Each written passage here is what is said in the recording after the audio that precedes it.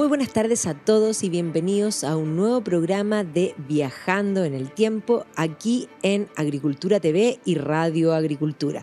Y estamos listas con la Barbarita. ¿Cómo estás, Barbarita? Hola, Maida, muy bien. ¿Y tú? Muy bien, ¿lista para viajar en el tiempo? Lista para viajar en el tiempo, sí. ¿Y tienes tus pasajes de cocha? Tengo los pasajes de cocha listos. Además que cocha te soluciona todos los problemas. Cocha te entrega la cosita para ponerle a la maleta. Son buenas esas, porque además sí, son como plásticas, como que no se echan a perder. No se echan a perder. Y lo otro es ese como ganchito cuando uno no tiene el candado, que cierra y después cuando uno llega corta y la maleta. El problema es tener la tijera. Hay que tener la tijera, sí. Porque si no... es difícil. No, es complicado. A mí me ha pasado no tener tijera y tener que ir a buscar así como un cuchillo. Y además los cuchillos de los hoteles son sin punta, pues entonces no es tan fácil. Pero en los hoteles siempre tienen tijera. Se soluciona. Así que, oye, ¿a dónde nos vamos a ir hoy día? Oye, hoy día nos vamos como a un destino bastante más lejano de lo que siempre hacemos, con una historia tremendamente larga y que huele como a las especias, así como que tiene como que el comino y los curries y todas esas cosas. ¿Me estás diciendo que vamos a ir a ese lugar donde está a punto de inaugurarse un museo nuevo? Ahí nos vamos a ir. ¡Wow! Me encanta. Sí. Vamos. Nos vamos al Cairo, la capital de Egipto. Me gusta. La verdad es que lo primero que hay que decirle a toda la gente que nos está escuchando es que, no sé, bueno, los que no han estado en Egipto y los que han tenido el placer de poder ir, es monumental. Egipto es de esos viajes que uno dice, wow, o sea, es más, tú sabes, nosotros hemos viajado harto, pero Egipto es esas cosas que se te quedan en la mente para siempre, porque si uno se siente que uno entra a una catedral gótica y es pequeña adentro, en Egipto todo es monumental. Y esa puerta de entrada a Egipto es el Cairo. Exactamente, uno llega al Cairo, el viaje tradicional es llegar al Cairo, uno ahí queda realmente maravillada, además de esa combinación de todo el Cairo es una fundación del año 969, pero tiene... Como Cairo, exactamente, pero tiene ahí, hay vestigios romanos, hay vestigios de la época evidentemente faraónica y tiene la mayor joya de esa época faraónica, lo que todo el mundo tiene en mente, que son las pirámides. La pirámide de Keops, de Kefren, de Miserino y la Esfinge. Están hoy día prácticamente ya dentro de la ciudad del Cairo por todo lo que la ciudad ha crecido.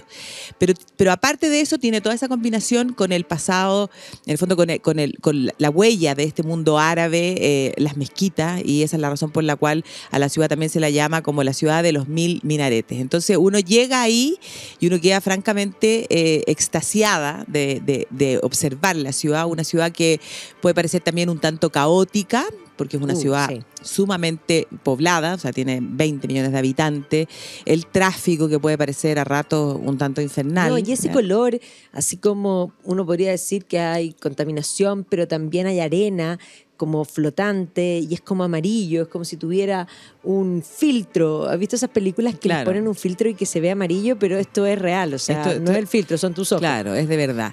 Y además ver el río Nilo, Nilo, que cuando uno, o sea, yo como esa idea de que cuando uno empieza a estudiar historia en el colegio, cuando empiezan a enseñar historia siempre te enseñan que el origen de las civilizaciones siempre está al lado de un río y uno se acuerda con el Tigris, el Éufrates y el Nilo, es como que...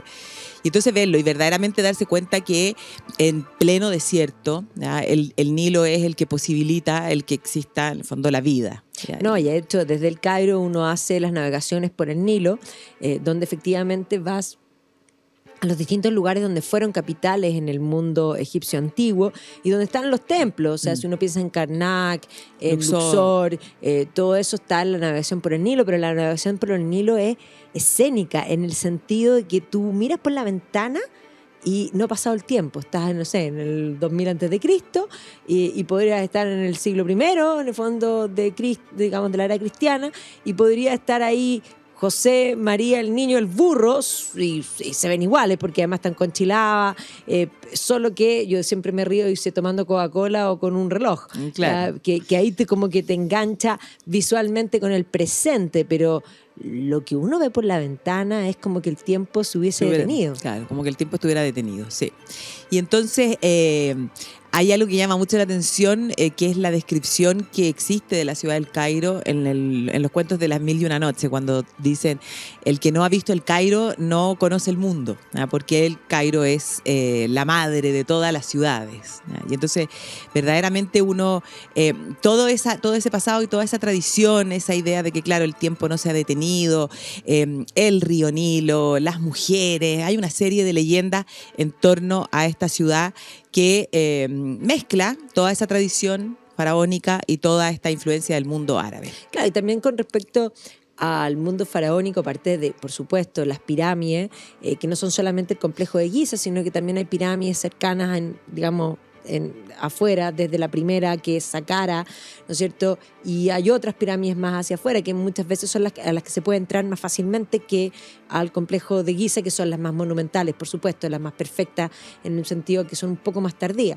Pero aparte de eso, el Museo del Cairo, que ahora va a tener un nuevo museo, pero desde ya el museo anterior, que era una edificación del siglo XIX, es sin duda la que tiene mejor colección, que siempre tuvo la mejor colección, solo que estaba todo apiñado. Claro, y uno no podía como observar y deleitarse con todo lo que había porque estaba todo demasiado apretado, ¿eh? No, por supuesto. Ahora, siempre uno se sorprende, uno va a París y entra al Louvre y la colección egipcia es increíble. En el British Museum, es decir, la colección egipcia, las momias, la piedra Rosetta, son cosas que atraen profundamente, pero la colección del Cairo es sorprendente y en el museo incluso antiguo tú tenías la famosa tumba de Tutankamón, que es un tesoro magnífico y que además te permite dimensionar, porque Tutankamón no fue un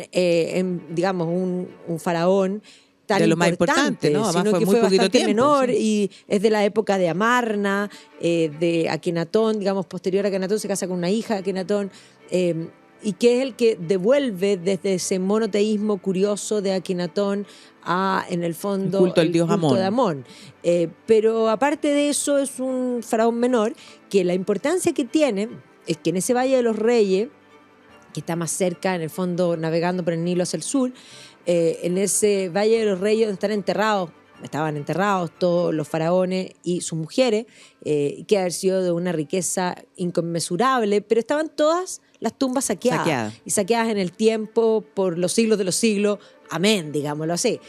Hasta que en los años 20, que ahí también vamos a hablar un poco del Cairo, de la presencia europea, de la presencia británica, Howard Carter finalmente va a encontrar esta tumba con el sello impoluto, y por lo tanto va a abrir esto y se va a encontrar no solo con la superstición de alguna la maldición del faraón, en fin, pero que va a encontrar este tesoro que además te hace dimensionar, si este faraón menor tenía ese tesoro, ¿cómo habrá sido, por ejemplo, Ramsés? Ramsés II tiene que haber sido algo espléndido. Claro, pero como tú dices, las tumbas todas fueron saqueadas, gran parte, muchas de esas cosas además también podríamos decir, se reutilizaron con el paso del tiempo en las construcciones, en todas las construcciones de mezquitas que van a venir posteriormente, y hay muchas cosas que en realidad tampoco se sabe ni siquiera qué fue lo que ocurrió. Pero claro, esa es la grandeza que tiene. Yo siempre me imagino y pienso lo que habrá sido para Carter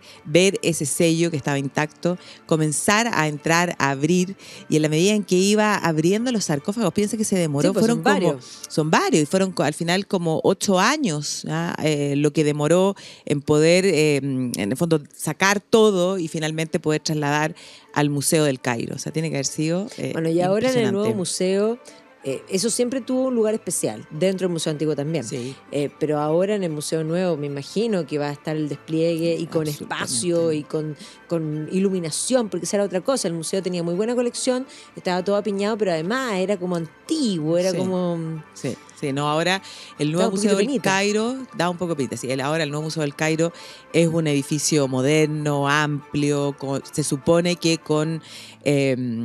incorporando todos los beneficios en el fondo de la tecnología.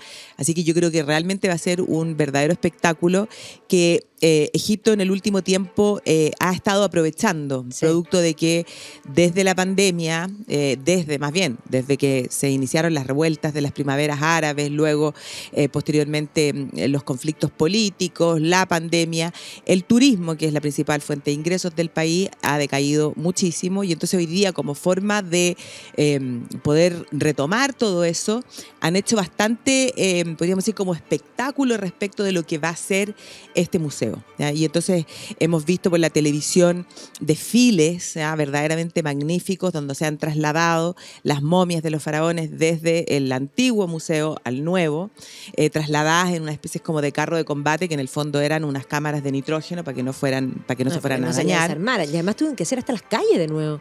Porque claro, porque si no las pavimentaban con los baches, digámoslo así, se les podía desarmar la momia. Claro. Las momias, claro, porque trasladaron, no sé, por ejemplo, causó gran expectación Hatshepsut, que fue la mujer faraona, en el fondo. Después, evidentemente, también la momia de Ramsés II, o sea, causaron expectación. Y también lo que fue el traslado del coloso de Ramsés, que se encontraba en una de las principales plazas del Cairo, para ponerlo en el interior, así, claro, como en el hall de acceso, digámoslo así, del gigantesco. Y que eso recordó lo que fue también cuando tuvieron que trasladar el templo de Abu Simbel. Claro, sí. Eso fue en la época de Nasser. Fue en la época de Nasser, claro, cuando se construyó la represa de Asuán en el sur del país, el templo de Abu Simbel comenzó a quedar inundado. Y entonces ahí se hicieron toda una serie de estudios, concursos, y finalmente ganaron los alemanes, que además tenían una experiencia increíble. O sea, si tú vas en Berlín, al Museo de Pérgamo, no solo está el altar de Pérgamo completo, que cuando digo el altar de Pérgamo completo es como que hubiese una plaza completa, romana, gigantesca. Pero además, cuando tú entras, están las murallas de Babilonia, y ahí los alemanes, desde final del siglo XIX y comienzo del siglo XX, habían aprendido a recortar en cuadraditos y volver a armar. Una cosa única. Sí. O sea, realmente impresionante. Y eso es lo mismo que hicieron con Abu Simbel, que lo cortaron en cuadraditos.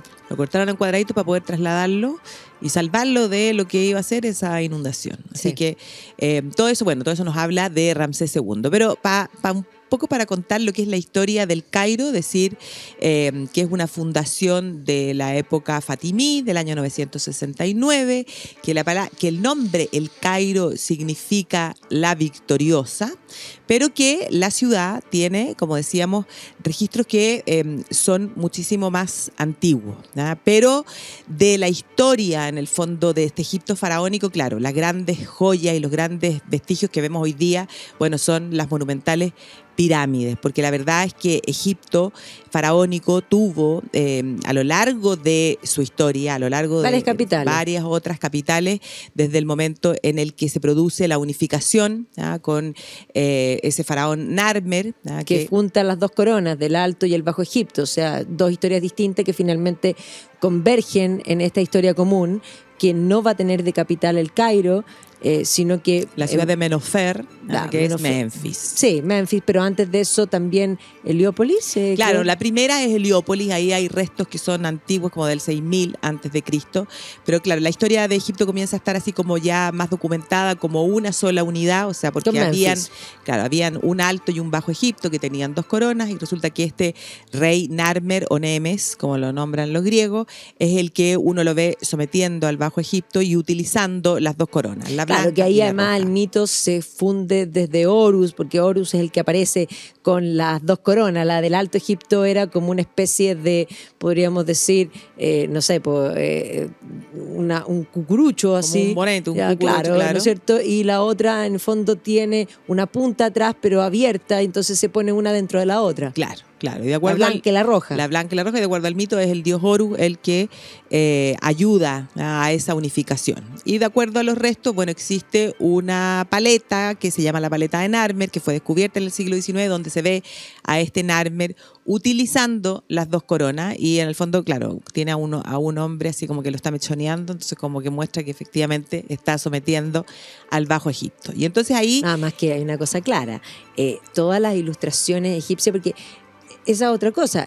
La egiptología es una ciencia en sí misma que obviamente se abre desde el momento en que se descifran los jeroglíficos, pero estos que parecen pajaritos y dibujitos van hablando, pero además combinado con la escritura están dibujos, efectivamente, que va hablando. Entonces la historia de Egipto es fascinante en el sentido de que no hay que ir a una biblioteca a leer libros, hay que leer desde la piedra misma. Es fabuloso. No, sí, es extraordinaria. Y además que esa historia tan larga de estos faraones, de este ser que es en el fondo divino, y que tiene estos periodos donde hoy día, bueno, uno habla del Imperio Antiguo, Imperio Medio, Imperio Nuevo, un poco como para poder ordenar. Bueno, pero eso es la historiografía propiamente tal. Claro, para poder organizarlo, pero que cada uno de esos periodos tiene momentos extraordinarios. O sea, si uno piensa en el Imperio Antiguo, es efectivamente cuando se construyen las pirámides, porque en el fondo la importancia que tenía para estos faraones ese paso hacia la otra vida. La vida después de la vida, o sea, el concepto de creer en una otra vida. Pero paremos ahí. Perfecto. Vamos a comerciales y volvemos. Vamos y volvemos. Agricultura TV.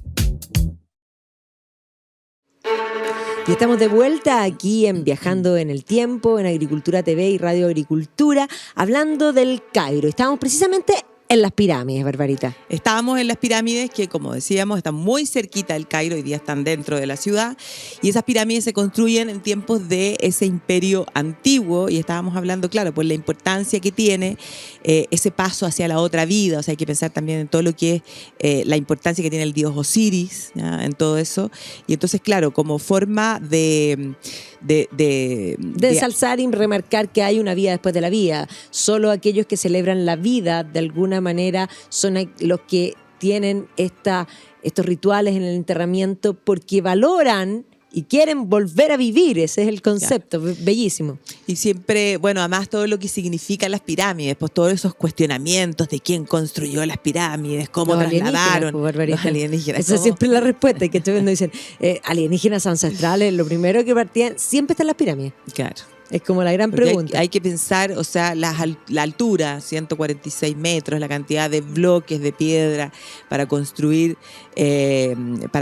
realmente impresionante. Pensar impresionante. Que en la vida de un faraón. No sé si cuando tú fuiste a Egipto entraste a las pirámides. Sí, yo entré sí, a pero una no entras a estas, entras a otras. No, yo entré a una de las, ya no me acuerdo, yo creo que fue la más chiquitita, la de Miserino, a la que yo entré.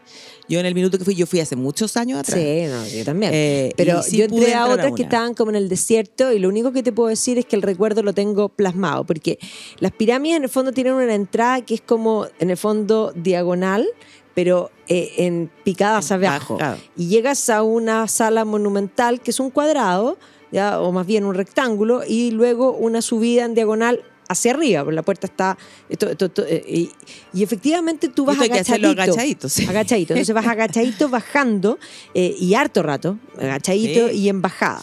Esto es como la posición del esfuerzo en el yoga, más o menos. Y vas bajando ahí, y después sube. Y yo lo único que te puedo decir es que el día siguiente yo no podía levantar la pierna. No, pues o sea, trabajas un músculo que uno no sabe que existe. No sabes que existe. No, sí, es terrible. Dura varios días el dolor. Terrible. Y además que, bueno, no hay que tener claustrofobia, porque uno se puede salir por donde mismo uno va entrando, no se puede devolver. O sea, si uno entra hasta el final. O sea, yo me acuerdo que en el grupo en el que yo fui, hubo gente, entre ellos mi prima, que vieron por dónde había que entrar, o sea, cuál era el espacio, y prefirió quedarse afuera y continuó dando vueltas en el camello, porque esa es como también parte tradicional de esa visita. Además que te subía al camello y le pagáis y después tenés que volver a pagar para bajarte. Sí. Porque el camello es altísimo. Altísimo. Y la manera en la que el camello y cuando baja, tú decís, no es... dobla las piernas para que uno pueda bajarse, pero dobla como las de adelante primero y después... Sí, es terrible. Es realmente una experiencia. Es realmente una morada y una aventura. Sí, es una aventura. Es una aventura. Sí.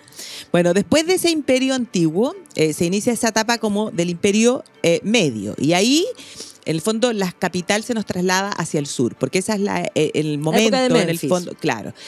Y de ahí... Ahí están los Valles de los Reyes, los templos de Karnak, Luxor, que son las cosas más monumentales a ver de ese Egipto antiguo hoy en lo que es Egipto. Claro, exactamente. Después, dando grandes pasos en esta historia que es milenaria, hay ese periodo de intermedio, lo que tú mencionabas, la figura de este faraón al que muchas veces se dice que es el primer monoteísta de la historia, que es Akenatón, que decide también construir una nueva capital más o menos en el centro del territorio de Egipto. Cerca del Cairo, relativamente. Claro, está como en el centro. El Cairo está un poquito más al norte, que es esa ciudad de Aketatón, que de fondo porque se produce el cambio del culto religioso del dios Amón solo a un atributo de este dios Sol, que es Atón, ¿ya? Que se representa así como con esos rayos. Y este Akenatón, bueno, es el que se casa que tiene Nefertiti, ya de esa belleza. Bella. Bellísima. Además la Nefertiti está también en Berlín. Sí. Y es chiquitita, pero es una belleza. Una verdadera belleza. Y después de eso, claro, viene Tutankamón, que era Tutankatón y pasa a Tutankamón. Y finalmente, dentro del último periodo, bueno, obviamente que el que destaca sobremanera es la figura de Ramsés II, claro. Pero la historia faraónica va a terminar, en el fondo, va a tener como esta última dinastía, lo que es la dinastía tolemaica. Claro, que ahí hay que decir que es la llegada de Alejandro Magno. Cuando Egipto ya estaba dominado por los persas. Exactamente, o sea, porque ahí de hecho hay un montón de cartas entre los faraones y los reyes persas que son geniales, porque además se ofrecían las hijas, unas cosas que... ¿Te acuerdas alguna vez en los cursos con José Lul, para todos los que nos están escuchando, para que lo googleen? José Lul hace unas clases fascinantes, profesor de la Universidad de Barcelona, y se ha dedicado a este tema de la correspondencia, que es un poco la diplomacia fabulosa. Entonces, claro, ahí está ese tema de ocupación persa y posteriormente helénica con Alejandro Magno, que ya Alejandro Magno se instala, pero después vuelve a, digamos, porque llega hasta la India, entonces por lo tanto vuelve a su imperio y muere, 33 años, muy joven, y finalmente se va a dividir el imperio entre sus generales y por eso Ptolomeo se queda con Egipto y por eso son los ptolomeicos y esa influencia griega y por eso todos los nombres de los lugares egipcios tienen otro nombre en griego. Claro, y que nosotros los conocemos con esos nombres. Con el nombre griego, claro. Y entonces, esa va a ser la última dinastía, la última gobernante va a ser Cleopatra VII, a la que todos tenemos que tiene en mente. amante célebre. Sí, bueno, imagínate. O sea, imagínate que Julio César, con quien tuvo un hijo, y posteriormente Marco Antonio, que va a quedar enredado ahí y que va a perder literalmente la posibilidad de ser él, el sucesor de César, por amor, en fin. Por lujuria. La lujuria. ¿Cómo mueve la lujuria? Lo terminó dominando, claro. Y entonces esta es la última gobernante, Cleopatra, y tras eso viene la dominación del mundo romano. Y cuando en medio del mundo romano, bueno, se produce la cristianización, aparece el cristianismo y el imperio ya hacia el final, en el fondo del tiempo del imperio romano, cuando el imperio se divide, el territorio de Egipto y del Cairo, evidentemente, que queda siendo parte de lo que es el imperio bizantino, o sea, el imperio romano de Oriente. Y ahí aparece algo que también es muy tradicional en el Cairo, los que coptos. Es los coptos. Claro, ahí va a entrar el cristianismo copto y las iglesias coptas en el Cairo, todo ese barrio de las iglesias colgantes, son realmente asombrosos, porque además hasta el día de hoy hay una cantidad de población muy importante cristiana en el Cairo que uno no se lo imagina. Claro, uno no se lo imagina. Y ahí ese sí que es un barrio que también parece como detenido en el tiempo. No, absolutamente. Claro, y ahí está uno de los grandes atractivos, en el fondo, de este mundo cristiano, que es la iglesia colgante. Y además que no hay que olvidarse que ellos lo cultivan mucho, la idea de que la Sagrada Familia, o sea, María, José y Jesús, en el tiempo en el fondo de su exilio, cuando tienen que salir a raíz del fondo del rey Herodes, ellos habrían vivido precisamente en ese barrio. ¿Sí? Y entonces, evidente que eso lo cultiva muchísimo esa idea. Y entonces ahí está esa iglesia colgante, la iglesia de Santa María, que es verdaderamente algo muy, muy interesante de conocer. No, además que ahí también en el cristianismo temprano va a ser cuna Egipto en general de una serie de herejías, todas las corrientes gnósticas que evidentemente van a hacer que el propio San Atanasio de Alejandría sea finalmente el que ordene las huestes y diga, no, Cristo es hombre y Dios, porque la mayoría de la herejía tenían que ver que unos consideraban que era solo hombre, otros que era solo Dios, los gnósticos que consideraban que era solo divino, porque ellos niegan todo lo material, por lo tanto solo lo espiritual, y Dios no podría haberse encarnado. Pero efectivamente en Egipto es donde se descubre en la década de 1950 la biblioteca de Nag Hammadi, que son la mayor colección de los evangelios gnósticos. Por lo tanto, toda esta historia de ese mundo copto cristiano está también vinculada con esta historia de las herejías tempranas, que además era muy difícil de combatir las herejías. Piensa tú con los medios de comunicación, con la distancia que era a pie, literalmente, a caballo, con gran suerte, a camello. Claro, y hay que entender que en realidad es difícil. Es difícil de asimilar esa idea de que Cristo pueda ser Dios y hombre imposible, al mismo tiempo. Porque son para dos eso cosas. Se cree o no. Por eso, porque yo siempre digo que círculos cuadrados, o sea, para hacer círculo hay que tener en el fondo ningún lado y ningún ángulo y tener todos los radios equidistantes. Y para ser cuadrado hay que tener 4 lados y 4 ángulos iguales. Entonces, es más, las dos esencias se repelen. No se puede pensar en círculos cuadrados. No existe. Es impensable. Bueno, es lo mismo que pasa con Dios hombre. Por eso es un dogma de fe. No queda más. No queda más. Pero el tema es que, bueno, va a aparecer el Islam. Obvio. Y hay que siempre tener en cuenta que el Islam es la religión que más rápido se extiende en la historia. O sea, Mahoma muere en el año 632 y yo siempre, la forma como de comprenderlo es que menos de 100 años después, o sea, para el 711 están literalmente casi en Francia, porque fueron detenidos en Poitiers, o sea, avanzaron por sobre toda la península ibérica, una cosa impresionante. Claro, y entonces ahí se va a llegar el fondo del Islam a Egipto, y la islamización y arabización va a ser rápida y va a ser total. O sea, hoy día uno lo que ve en Egipto verdaderamente es una sociedad islámica. Y entonces eso le da también la fisonomía. Pues hay que pensar, no sé, pues las mujeres egipcias hoy día, en el fondo vestidas con sus rostros tapados y todo eso, es también parte de lo que es la ciudad. Y entonces el Islam a aparecer a las mezquitas. Claro, el Islam es el que va a comenzar a construir las distintas etapas del califato, es la que va a ir construyendo primero al Fustat, que es un campamento que construyen en el fondo estos árabes y que hoy día forma parte del Cairo antiguo. Y ahí comienzan a aparecer las mezquitas, evidentemente hoy día mezquitas que están reconstruidas en el tiempo, o sea, de la época queda bastante poco. Pero hay varias que son como una especie de ciudadelas, que son en el fondo, ellos mismos decían que eran las más grandes del mundo, donde podían caber todos los habitantes del Cairo. Ciertamente es muy grande, pero los 20 millones no caben. No, pues, pero sí son una especie de ciudadela, y después hay que pensar también en la citadela arriba, donde van a ir apareciendo, y por eso los minaretes es lo que se aparece a la vista, pero no solo a la vista, al oído. La ciudad es una ciudad bulliciosa, pero cuando se llama la oración, tiene ese como si fueran, no sé, unos pájaros, una cosa impresionante. Claro. No, y además que eso ocurre 5 veces al día, que son las 5 veces en que se produce la oración, entonces está el llamado a la oración, y entonces hay que comprender que eso marca el ritmo de la ciudad, porque las mezquitas se llenan 5 veces al día en las cuales ellos acuden a orar. Entonces marca como el ritmo del día a día en la ciudad. Un poco lo que pasaba en el mundo, si uno piensa medieval, europeo en el que las campanas llamaban a los momentos de oración, Sí, porque en el fondo también había una rutina claramente de oración monacal que se transmitía también a la población, porque esa gente no tenía reloj. No Ni tenían celular cómo para ver la saber. hora. No, claro. Hoy día el celular. Las alarmas del celular. La alarma, claro. Entonces sonaba la campana, ya tengo que levantarme. había que levantarse.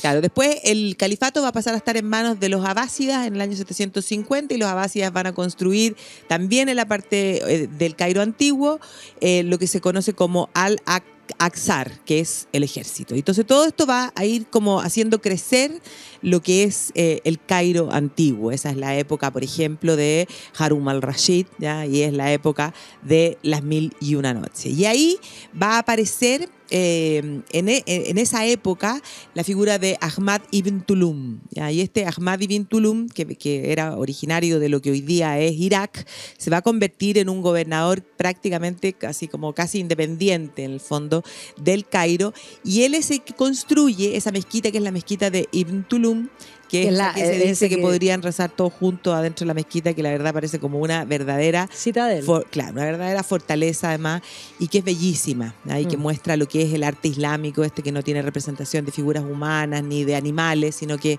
son estas especies como herbórea. Claro. Y la caligrafía, que también es realmente extraordinaria. Así que de esos son como los restos más antiguos dentro de la ciudad. Y posterior a eso aparecen los fatimíes, que eran de la corriente chiita dentro del Islam, y es en este tiempo de los fatimíes donde efectivamente ya se funda la ciudad de el Cairo como tal, o sea, con el nombre del Cairo, y el Cairo comienza a crecer en importancia hasta el punto de que va a llegar a superar a Bagdad dentro de las ciudades importantes del califato. Y ahí comienzan a aparecer también nuevas mezquitas, porque la verdad y es que... además surgen también las madrazas, y ellos siempre dicen que... Sí, cada mezquita en el fondo tiene su escuela coránica. Ellos plantean que estas escuelas coránicas son las primeras universidades. Y en rigor no son las primeras universidades, porque ahí se enseña el Corán, y nos enseñan otras disciplinas como sí van a surgir en las universidades de Occidente. Las universidades, como las entendemos, son una creación occidental, y la primera universidad como tal es la Universidad de Bolonia. Independiente, que no quiere decir que nunca hubo interés por transmitir el saber, pero el foco del saber es muy distinto. Claro, porque ellos siempre mencionan que si el Cairo es una fundación del año 969, la mezquita de Al-Azhar es un poquito posterior, y ya en el año 988 habría aparecido en el fondo esta escuela coránica de Al-Azhar, que ellos consideran que es como la primera universidad de la historia. Pero sí era forma de difundir. Por supuesto, el saber. O sea, siempre el transmitir el saber. O sea, podríamos decir que también la escuela, la Academia Platónica habría sido una especie, y no lo es. Pues. Como una especie de universidad. Claro, y aquí la ciudad comienza a ser amurallada y aparecen las puertas. Y las puertas de este Cairo antiguo son verdaderamente monumentales. Además que hacen pensar, hay una, por ejemplo, que se conoce como la Puerta del Ajo, en el fondo, que todo el ajo que entra a la ciudad antigua entraba por ahí. Había un olor. No, claro. Bueno, y el ajo es parte importante de la comida.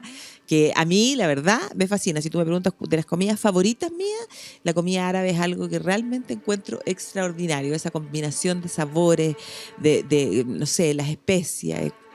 Exquisito. Entonces hay varias puertas que en el fondo controlaban el ingreso a la ciudad, que controlaban el comercio, y que también, evidentemente, que servían para cobrar los impuestos. Bueno, pero dejémonos ahí en la puerta, vamos y volvemos en unos minutos.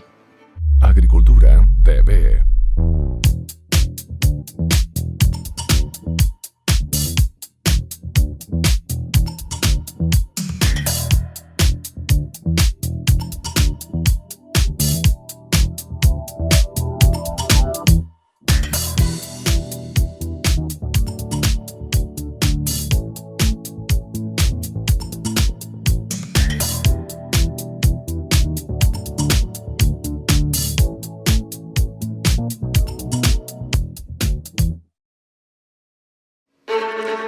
Y estamos de vuelta en Viajando en el Tiempo, aquí en Radio Agricultura y Agricultura TV, junto a Bárbara Bustamante, hablando del Cairo. Y estábamos hablando de las puertas, de la ciudad amurallada. Y efectivamente va a ser en Egipto donde un kurdo finalmente va a lograr unir al mundo árabe. Y ahí está la figura de Saladino.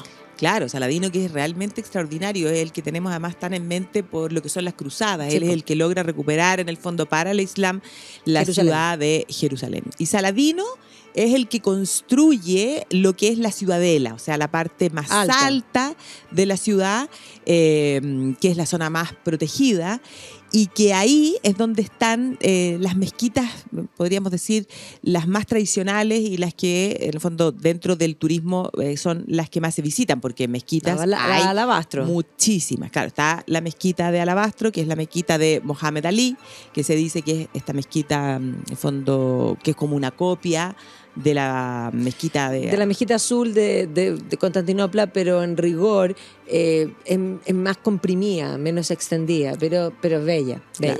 Y después, bueno, están las otras dos mezquitas, que una están al lado de la otra, que es la mezquita de Al-Hassam y la de Al-Rifai.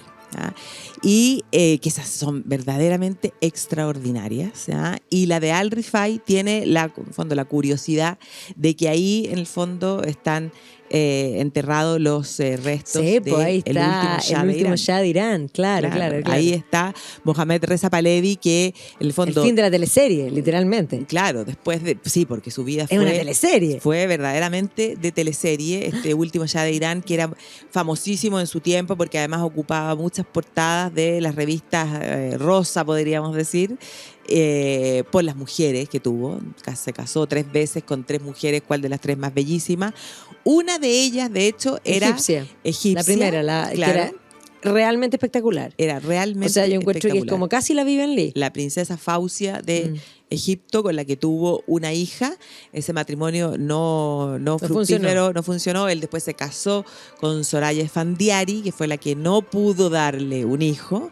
Y entonces ella después se casó con la Faradiga. Claro, yo no le di hijos, pero le di el corazón. Claro, no le di el hijo, pero le di el corazón. Sí, porque ocuparon una época, ¿verdad? Definitivamente. Y entonces, claro, al Shah le estalla la revolución islámica, ¿verdad? Y él tiene que salir al exilio, ya estaba enfermo de cáncer, y la verdad es que el Shah se transformó como en una especie de problema.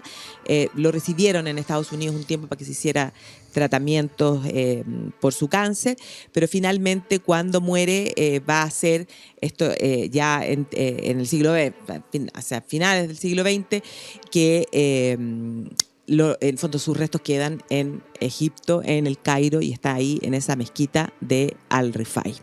Porque claro, la historia de la ciudad con el paso del tiempo, bueno, y la historia de Egipto en realidad, con el paso del tiempo van a ir cobrando cada vez más influencia las potencias extranjeras. Claro. Y entonces eso también va a hacer que en la ciudad exista una huella, ¿ya?, de lo que va a ser ese periodo, de ese periodo colonial, ¿ya?, partiendo por, primero, la influencia de los franceses, cuando se les otorga a los franceses la posibilidad de construir el canal de Suez, y después de eso incluso antes del canal de Suez, ya la presencia de Napoleón, porque Napoleón va a ir a Egipto, se va a quedar en Egipto, se va a tener que quedar en Egipto porque se quedó sin barco, los ingleses les destruyeron toda la flota en la batalla del Nilo, y se tuvo que quedar y se metió en política y en tratar de modernizar el Cairo, y trató de meterse en occidentalizar también la política. Entonces ya va a dejar una marca, y además con esta idea de que Alejandro Magno entró en la pirámide, él también, y un poco se va a alimentar y va a crear, claro, y luego conquistó el mundo, y él también. Pero después, claro, como bien tú dices, este paso a la India, al comercio, al Imperio Británico, finalmente se va a entregar la concesión de poder construir el canal de Suez a los franceses, y con ese dinero los franceses se va a modernizar muchísimo el Cairo, pero cuando se les acaba el dinero, van a querer de alguna manera vender las acciones del canal, y ahí es donde los ingleses van a entrar a través de la época de Benjamin Disraeli, consiguiendo la plata de los Rothschild, van a comprar las acciones del canal y se van a hacer de la llave, en el fondo, a la India por Suez. Y evidentemente va a comenzar esa injerencia inglesa, británica, en el Cairo, que posteriormente Egipto va a terminar hasta siendo un protectorado. Pero ahí tenemos a los ingleses, pensemos, no sé, la Agatha Christie, instalada en estos hoteles de lujo maravillosos, escribiendo La muerte en el Nilo, Claro, con vista o al Howard Nilo. Carter, encontrando en el Valle de los Reyes la tumba de Tutankamón, pero junto con eso a una Gertrude Bell, en fin, una serie de británicos importantísimos, el propio Lawrence de Arabia posteriormente. Claro, y entonces por eso hay muchas construcciones en la parte donde está la Plaza Tahrir, ¿no? Que evocan a esa época. Porque claro, Egipto, en el fondo, producto de su situación, problemas económicos, en el fondo, la ciudad es como... está como detenida en el tiempo. Y entonces, claro, uno ve esos edificios que te evocan a esa época de Europa, de la época, en el fondo, de que era protectorado británico. Y entonces, por eso es como, verdaderamente es como hacer un viaje en el tiempo. Lo que no mencionamos y que efectivamente es bastante anterior es, en el fondo, los propios mamelucos que estuvieron durante un tiempo. Que es el lugar que yo creo a donde todos quieren ir. El comercio es el gran motor de la historia. Y el bazar, el Jalili es un poema. Claro, sí, no lo habíamos mencionado porque yo creo que es el atractivo turístico que uno no se puede perder, porque eso sí que significa vivir o en el fondo estar en algo que es tan típico de este mundo árabe. Los colores, el ruido, el regateo, fabuloso. Claro, que es el gran Carabazar, el gran mercado del Cairo, que es Khan el Jalili, que fue, claro, desde la época de los mamelucos, habían varios mercados, pero este es el que además uno puede perderse. Tiene callecitas intrincadas, pero ahí uno se sumerge en ese mundo árabe, además donde hoy día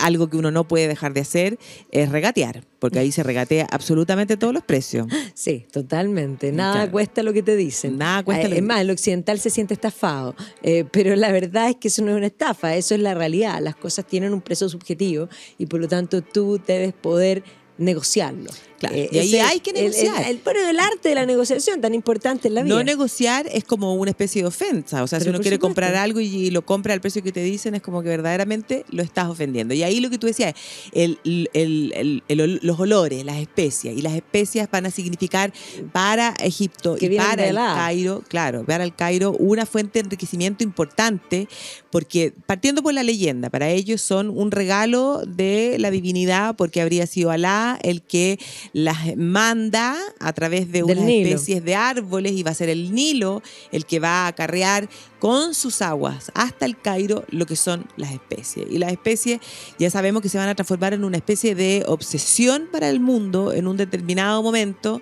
en el que todos quieren llegar, quieren lograr esa ruta. La razón principal es que hay que comprender lo que era el mundo sin refrigerador. La gente no lo dimensiona porque dice, bueno, ¿y por qué las especies les gustaba aliñar la ensalada? Es que es mucho más que eso.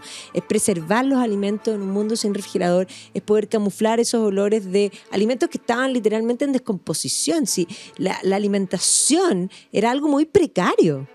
Nadie realmente lo dimensiona hoy día porque efectivamente nuestra realidad es una realidad muy cómoda. Claro, hoy día uno se queja de tener que todos los días decir, ¿qué hacemos de almuerzo? Y abrir el freezer y descongelar algo. Claro, ¿y qué hacemos? ¿Hacemos arroz con pollo? ¿O hacemos tortilla? ¿O hacemos tallarines?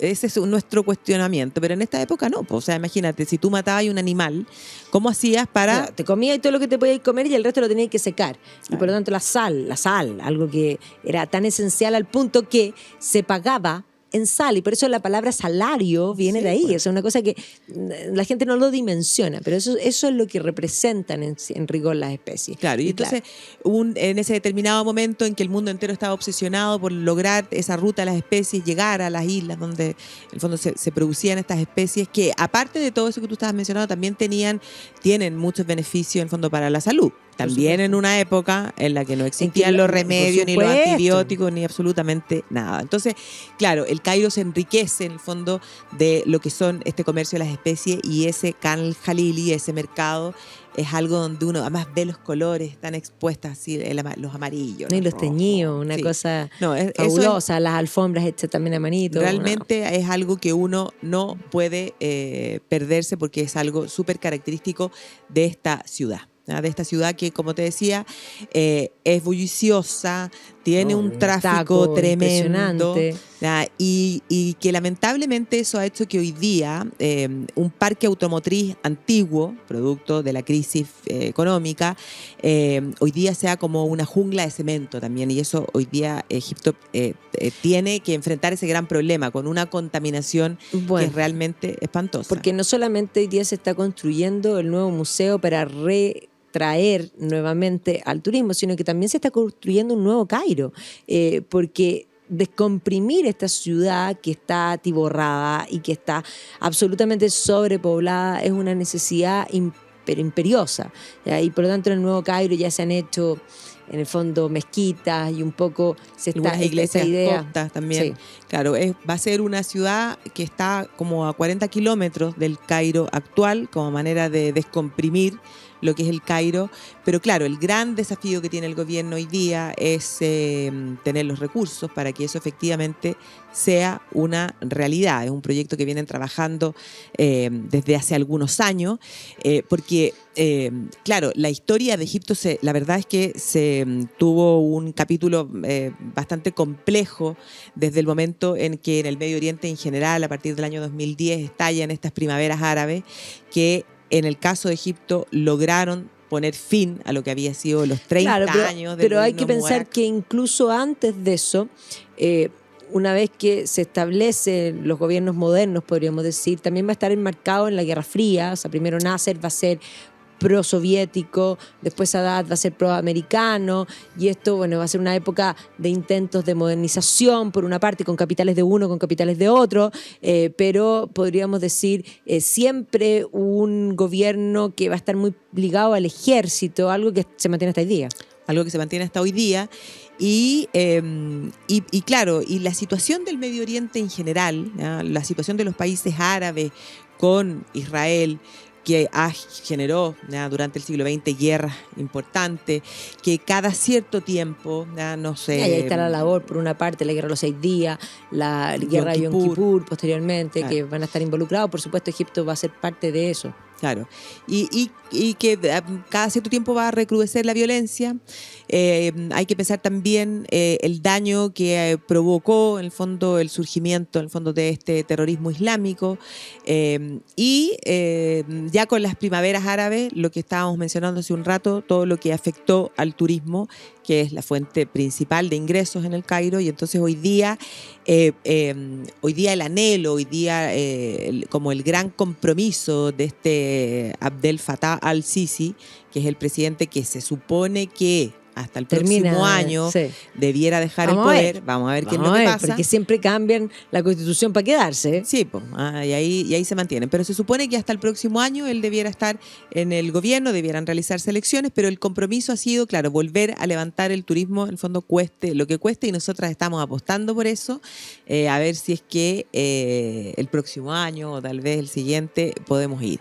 Porque para ellos la falta de recursos, por ejemplo, en el tema del nuevo museo, es algo que queda súper en evidencia, porque el museo debió haber estado listo e inaugurado hace mucho tiempo, pero por una u otra razón, que muchas veces tiene que ver con la falta de recursos, se ha ido retrasando ese momento. Y ahora sí se ha abierto para determinados grupos, para determinados eventos, pero la verdad es que no está abierto al público general, y se supone que a fines de este año ya podría ser una realidad. Sí. Y ahí, claro, están esperando una avalancha de turismo importante.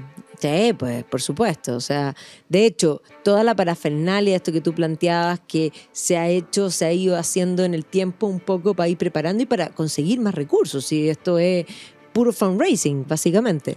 Claro, para conseguir más recursos y que sea una realidad. Así que idealmente, si logramos organizar un viaje y vamos en la compañía, imagínate, con José Lul. Bueno, esa es mi apuesta, me encantaría, porque además tú sabes que ahora José Lul, y ya les comenté a todos nuestros auditores para que lo busquen, pero él se ha conseguido, porque una de las cosas más complicadas para los arqueólogos, y él es arqueólogo aparte de egiptólogo, es poder conseguir los permisos de excavación, porque los egipcios son tremendamente burocráticos. Y él, en el fondo, hoy día está excavando una ciudad perdida que está en medio del desierto, un lugar donde no hay ni siquiera carretera. Entonces a mí me dice, Maida, vamos. Entonces, no, o sea, que con carpa. No, con carpa, ¿no? Y así como con... Además tienes que ir con militares primero, porque son lugares que están cerca de lugares complejos. Sí. Y, o sea, tremendamente peligroso. Yo encuentro que él es bastante más aventurero de lo que yo soy. La carpa no es lo mío, tengo que decirlo. No, para mí tampoco, la carpa no es lo mío. Y cuando uno ve... menos en el desierto, imagínate. No, imagínate la arena. No, terrible. Y ahí, bueno, cuando uno ve todo lo que son la labor de estos arqueólogos, de estos egiptólogos, eso es lo que hace dimensionar la importancia que tuvo cuando en la época de Napoleón se descubre esta piedra Rosetta. O sea, se descifra, porque la gracia que hizo Champollion fue precisamente, claro, porque piedras había muchas y piedras escritas millones, o sea, todo estaba escrito y además hasta ese momento se pensaba que eran dibujos principalmente, pero Champollion descubre esta piedra que está en el fondo en cuneiforme por una parte, en jeroglífico y en griego. Y eso es lo que es le permite la hacer la traducción de lo que significa, como si pensamos como en una especie de abecedario, o sea, los pajaritos, lograr descifrar lo que significa. Pajarito, claro. punto, entonces, cartucho, claro, no es eso. Claro, porque la piedra Rosetta es un decreto. Chica. Claro, no es muy grande. Y es un decreto que no tiene mucha importancia. Lo que pasa es que lo que dice, en el fondo, la piedra Rosetta no es lo importante, porque es un decreto de la época tolemaica. Y eso es lo que hace que tenga el griego, porque está escrito el decreto, en el fondo, en los 3 idiomas. Y entonces, como está en griego, es lo que le permitió, en el fondo, a este Champollion lograr descifrarla. Y entonces hoy día porque la piedra Rosetta está en el Museo Británico, y entonces cuando uno entra, la verdad es que, claro, todo el mundo quiere verla, es como, no sé, es como uno de los grandes atractivos. Sí. Y todo el mundo como tratando de sacarse la foto con la piedra Rosetta, siempre está repleto. Pero yo no sé si la gente tiene tan claro cuál es la importancia de la piedra Rosetta. Obvio. No, y ahí podríamos decir que esa expedición de Napoleón, que fue una expedición fallida en el sentido militar en muchos aspectos, pero Napoleón es un genio porque a pesar de que le fue mal, él vuelve triunfante y sí deja marcado este avance porque va con científicos, es esa mentalidad de la ilustración propiamente tal, que efectivamente tiene como resultado el nacimiento de esta nueva ciencia que es la egiptología. Sí, pues. No, y además que ahí, frente a las pirámides, cuando le habría dicho a los soldados esa frase de soldados, cumplid con su deber, 40 siglos de historia nos contemplan, o sea, mirando las pirámides. No, porque la batalla de las pirámides es precisamente ahí. O sea, Napoleón es un genio porque convierte la derrota en un éxito y vuelve triunfante. Eso es una cosa increíble. Es como ¿has visto como cuando los futbolistas te dejan todo en la cancha y siempre uno dice, bueno, igual, es una cosa realmente impresionante. Pero para la historia de Egipto, para la egiptología es clave. Sí. Sin lugar a dudas. Bueno, fascinante, pues, Bárbara, hablar de este tema. Y ya conocer vamos un poco las ciudades. No olvidarse del dicho, el que no ha visto el Cairo no conoce el mundo. Así que hay que verla, hay que mirarla, aunque sean las fotografías, los videos que existen. Sí, hay tantas posibilidades. Y aprovechar de recordarle a todos nuestros auditores que nosotros pronto vamos a estar de viaje, pero los vamos a seguir acompañando, vamos a estar en las dos partes porque nosotros tenemos el don de la ubicuidad, así que también nos vamos ahora a la Cantabria, pero recordarles a todos los que les interesa no solamente viajar en el tiempo con nosotros aquí, a través de las pantallas y de Radio Agricultura también, sino que viajar en presencial, que en septiembre nos vamos al sur de Inglaterra. ¡Qué maravilla! Así que ahí vamos a estar maravilla y después haremos algunos programas también al respecto porque vamos a estar en lugares como Cornwall, en el lugar de la leyenda artúrica, en el Mont St. Michael, en los viejos reinos anglosajones de Wessex, en fin, va a estar. Hemos hablado aquí en el programa del Rey Arturo, así que como los programas que han grabado, lo pueden buscar. Pueden buscarlo y aquellos que les interese nos pueden también siempre escribir. Magdalena@redcultural.cl o Bárbara@redcultural.cl. Los mails tan fácil. Súper fácil. Así que bueno, nos vemos y nos escuchamos la próxima semana aquí en Viajando en el Tiempo. Gracias, Barbarita. Gracias a todos ustedes. Nos vemos.